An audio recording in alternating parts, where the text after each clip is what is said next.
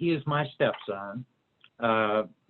We were married when he was 9 years old. He was just a normal young boy. He had a sister that was a year younger. Typical childhood, great kid. He loved sports, loved baseball. We participated every year in that. As he got older, he was fond of racing, like sprint cars and things like that. And his dad actually participated in that. They had a car and they went to the local racetracks and things like that. He's very well liked, and just a normal boy. Yeah. And what became his struggles? Well, of course, when when he was about 22 years old, of course, an adult living out of the house, he had a girlfriend. They ended up around in this area. They like going to the rivers, and he had went to the river with her, spent the day, and on the way out on a gravel road, basically they had been stopped, and he got out of his vehicle and he was attacked by 3 people. Had basically an axe handle used on his head, and he spent over a month in Barnes Neuro ICU, and he left there eventually with some neuro deficits, and but he was able to still live on his own.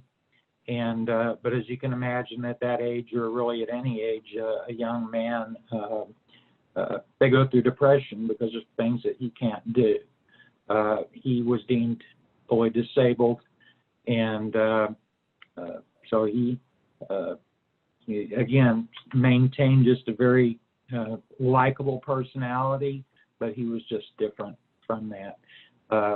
His pastimes at that point went to fishing. He loved to fish, and he just had a little dog named Petey, and that's how he lived his life. So as he got older, up until about the last 6 months of his life, everything maintained the status quo, and we noticed a change in him, and we found out that he was using methamphetamine, meth.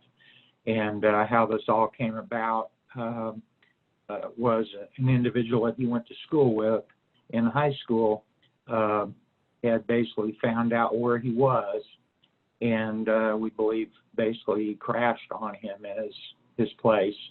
And we're not too certain, but we believe that he was given drugs, and of course, one time's all it takes for some people. And within the last 6 months of his life, he had many challenges with that. He had been in and out of the local jail several times, and we had tried to get him help. We went to the courts and got several 96-hour holds for him to be picked up and evaluated, and each time they decided that he didn't need anything. He had insurance. There was no reason for him not to be able to get help.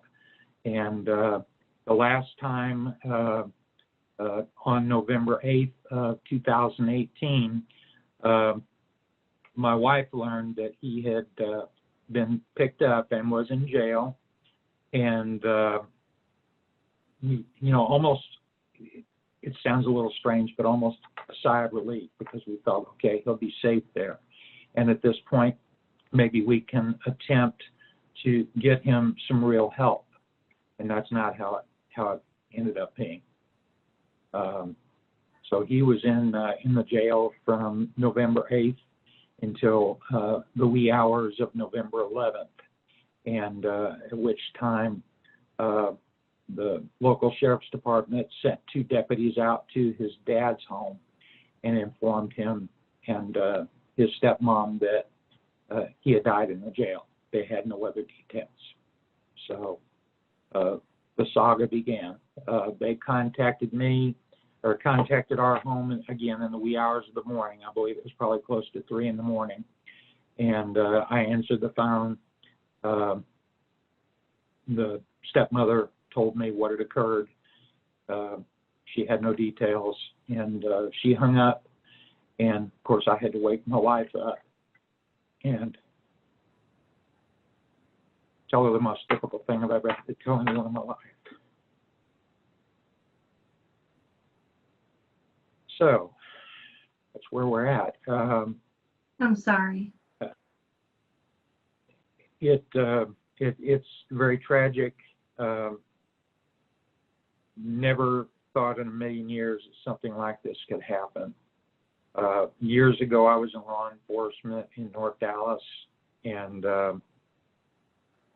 I dealt with people that had drug issues, and we had to do our job, but we were a safe place, and we afforded those constitutional rights. We treated those people with humanity, and we had a job to do. It wasn't our place to judge. It wasn't our place not to provide constitutional rights or anything else, and that is exactly what has occurred here.